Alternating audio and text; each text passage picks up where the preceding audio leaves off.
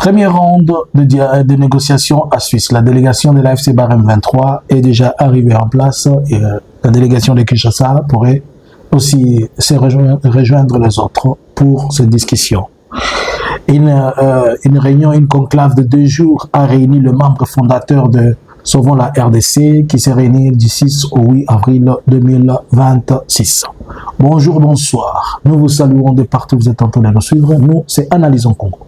Analysons Congo, nous venons aujourd'hui, nous sommes le 12 du mois d'avril 2026. Nous venons vers vous pour analyser, discuter, partager et mettre au parfait de ce qui est en train de se passer en RDC. Alors, vous commencez d'abord à faire une chose, vous likez, vous partagez, mettez ceci dans vos favoris, envoyez-les à quelqu'un, invitez une personne. L'objectif, nous devons atteindre 1 million d'abonnés sur YouTube, c'est de la folie, mais tout est possible. Suivez-nous aussi sur YouTube, Facebook, TikTok, ne manquez pas de nous suivre sur la version Swahili d'Analysons Congo. Alors, aujourd'hui nous sommes les 12. Les 12 du mois d'avril 2026. Demain, ce sera les 13. Ça va être le premier round pour la Suisse, mais une continuité des Doha. Alors d'abord, il faut qu'on essaie de contextualiser pourquoi la Suisse. La Suisse, c'est la continuité des négociations de Doha. Vous savez que Doha a accueilli pendant presque 2 ans l'AFC Barème 23 avec le gouvernement congolais de la République démocratique du Congo. Les 2 délégations se rencontrent sur plusieurs fronts de plusieurs rounds discutés à Doha. Mais compte tenu de la situation de la guerre entre les USA, l'Iran et l'Israël, cela empêcherait à ce que les bons offices ou bien le Doha puissent encore accueillir et recevoir les gens qui sont en pleine discussion pour ce qui concerne ces dialogues, ces négociations. Ce n'est pas des dialogues, ce sont des négociations. Et pour ce faire, on a relocalisé vers la Suisse. J'avais suivi au courant de cette semaine, RFI était en train de montrer que l'AFC avait des impossibilités de pouvoir se déplacer puisqu'ils n'avaient pas leurs papiers, ils n'avaient pas ceci, ils n'avaient pas cela. Moi, je me suis posé une question, mais c'est la responsabilité du médiateur, la responsabilité des personnes qui les invitent à pouvoir contacter le gouvernement de Kinshasa et lui poser des questions ou bien leur demander à ce qu'ils rendent possible certains documents pour eux, puisqu'ils viennent aussi là comme des citoyens congolais et étant invités, étant reconnus, ils ont été invités, ils ne se sont pas invités. Et si la Suisse a ouvert la porte, c'est-à-dire la Suisse a compris ce qui est en train de se passer, que les choses ils doivent aller de l'avant. Mais ici, il y a quelque chose que moi je trouve important. La Suisse s'implique dans cette situation, alors qu'il y a presque 2 semaines, si on s'amuse, on a vu le coordonnateur de l'AFC Barème 23 avec un coordonnateur d'une plateforme qui s'appelle Salut, une ONG suisse qui est venue avoir des contacts avec l'AFC dans les cadres de favoriser, qu'ils puissent d'accepter leur mouvement libre dans les cadres humanitaires et autre chose.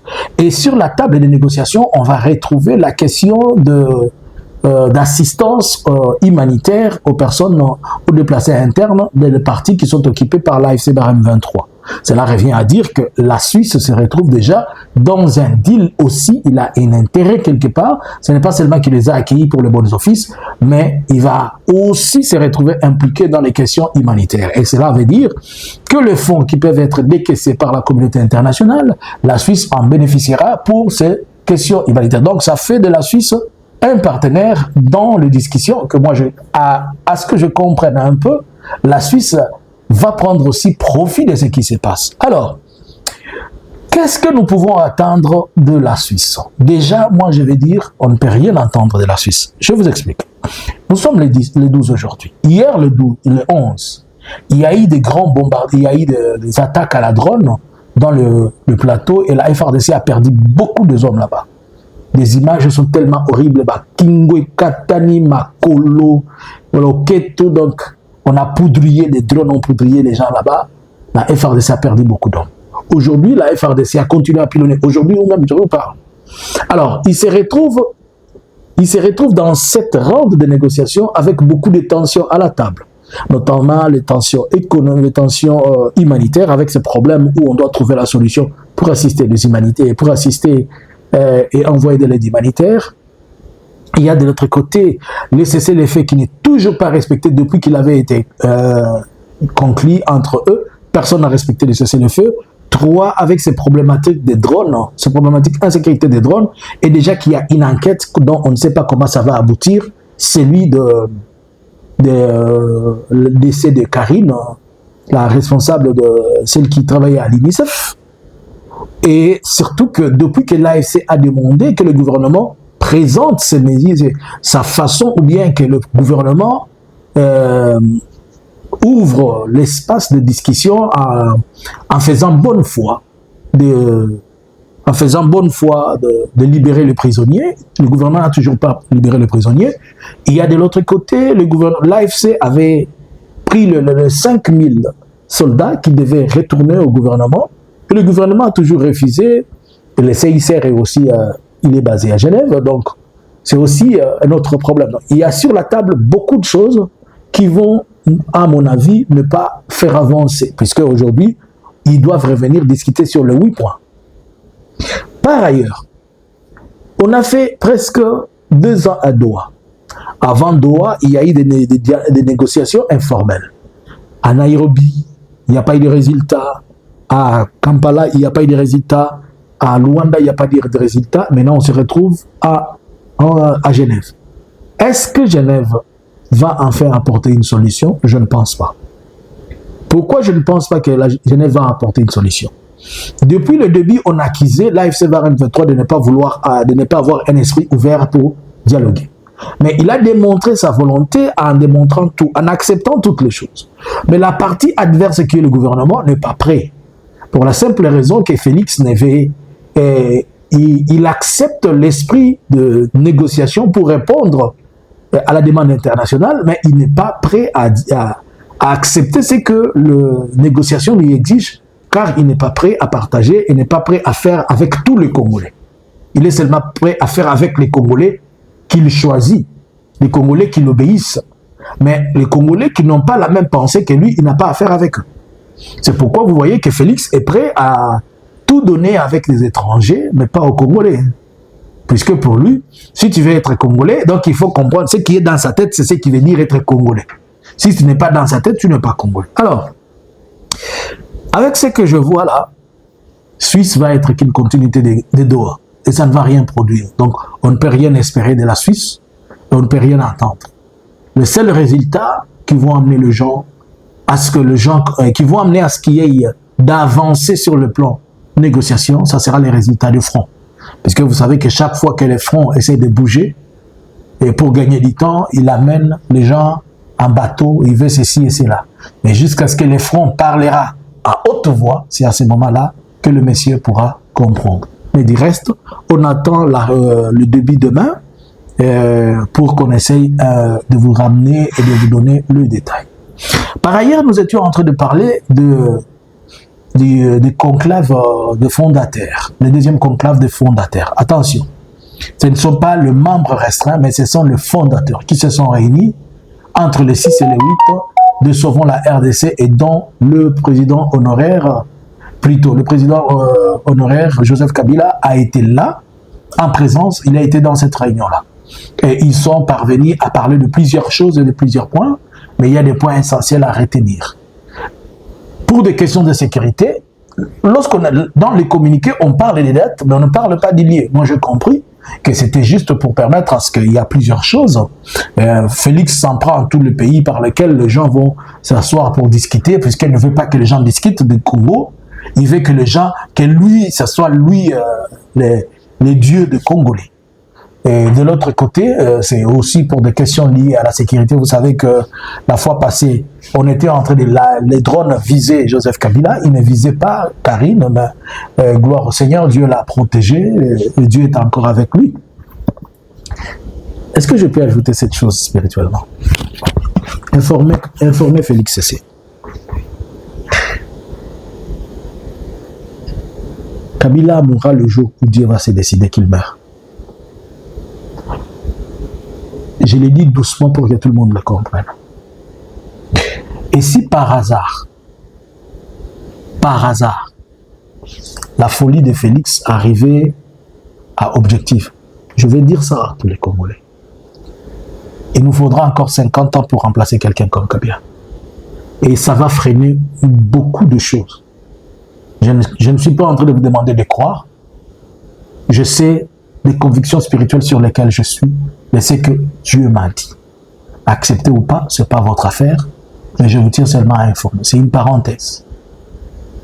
Alors, on revient dans l'analyse.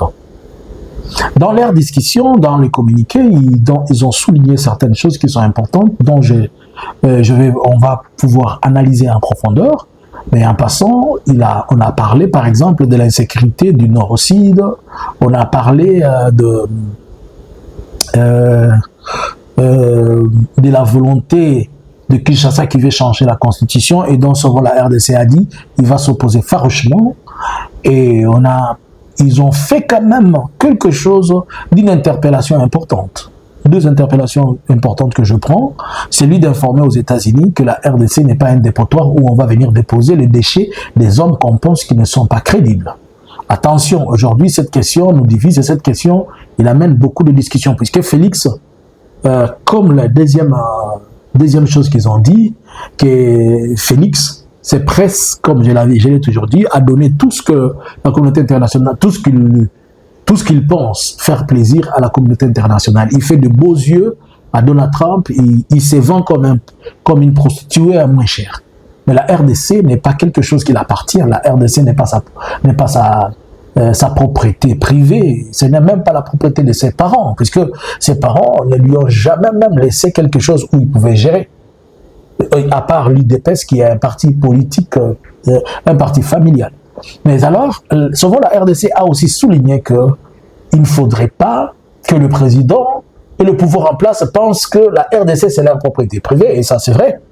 Ils se comportent comme si la RDC était un bien qui les appartenait.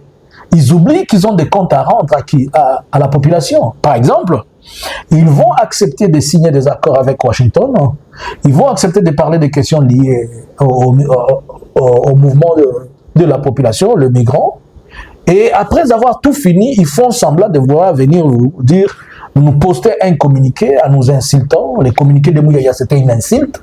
Les communiqués du 5, là, c'était une insulte, où il vient dire, comme s'il se disait, je n'ai rien à voir, je n'ai pas de compte à rendre à qui que ce soit. Félix se comporte comme quelqu'un qui n'a pas de compte à rendre à qui que ce soit, et effectivement, les gens de l'Union sacrée l'ont démontré qu'il n'a pas de compte à rendre à qui que ce soit.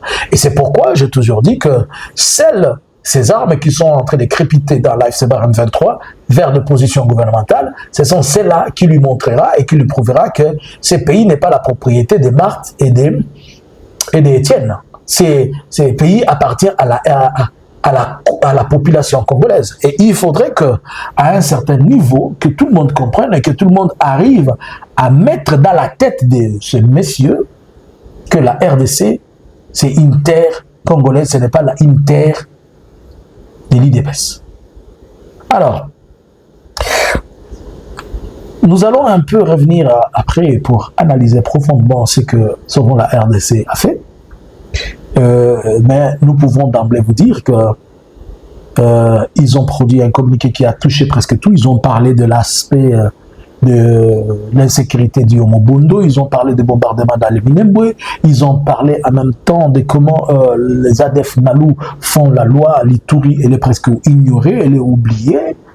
On a parlé de tout là, et le gouvernement de Kinshasa, qui se comporte comme un bébé perdu ou bien un bébé gâté, qui est en train de se prendre et se conduire comme il veut. Nous pensons que souvent la RDC aura toujours un mot important dans cette dynamique où la République démocratique du Congo est en face d'une crise des politiques internes, pour dire qu'il n'y a pas vraiment une bonne structure qui est assise à l'interne, et l'unique structure qui fait peur et qui intimide, c'est la structure souvent la RDC. Pour la simple raison que la tête d'affiche, elle fait peur, elle fait trembler, qui peut trembler et qui peut le voir. On n'a pas besoin de l'expliquer, on n'a pas besoin de le démontrer, puisque on le voit au quotidien. Alors, nous disons, on garde un œil sur ces choses et nous allons revenir plus tard vers vous pour analyser en profondeur, y entrer et expliquer le détail des choses qui se sont faites. Par ailleurs, analysons Congo, une longueur d'avance, nous analysons toujours et nous venons toujours vers vous. Abonnez-vous massivement, partagez massivement, nous vous aimons beaucoup et vous allez recevoir plusieurs analyses tout au long de cette semaine. Bonjour, bonsoir. Analysins Congo subscribers.